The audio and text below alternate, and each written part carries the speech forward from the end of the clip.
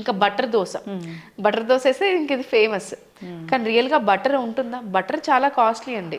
కానీ వీళ్ళు ఇంత బటర్ యాడ్ చేస్తూ ఉంటారు. బటర్ అనేది టూ మచ్ క్వాంటిటీలో యాడ్ చేస్తారు బటర్ దోశలో. మనకి తీసుకున్నది 80 రూపీస్ తీసుకున్నా కూడా టూ మచ్ క్వాంటిటీలో ఉంటుంది. ఈ బటర్ కూడా టూ మచ్ పామ్ ఆయిల్ అండి. నిజం చెప్పాలంటే ఈ ఫ్యాట్స్ అన్ని హెల్దీ అయితే కాదు. సో ఈ ఆయిల్ కానీ బటర్ కానీ పన్నీర్ కానీ మనం ఒక చూసుకుంటే కనుక ఈ బోండా చేసినా వడ చేసినా కూడా వాళ్ళకి డీప్ ఫ్రై చేసే ఆయిల్ కూడా హెల్దీ కాదు. ఇది అందరికీ తెలుసు ఆయిల్ హెల్దీ కాదని. బట్ ఇప్పుడు ఇంకా కల్తీ అయింది. అందుకే ఈ సాచురేటెడ్ ఫ్యాట్స్ వల్లనే ఒబెసిటీ రావడం, కొలెస్ట్రాల్ రావడం, హెల్త్ ఇష్యూస్ రావడం, లెథార్జిక్గా డే అంతా ఉండడము, ఎనర్జీ లెవెల్స్ ఉండకపోవడం, మెటబాలిజం దెబ్బతినడము, హార్ట్ ప్రాబ్లమ్స్ చిన్న ఏజ్లోనే వచ్చేస్తూ ఉంటాయి.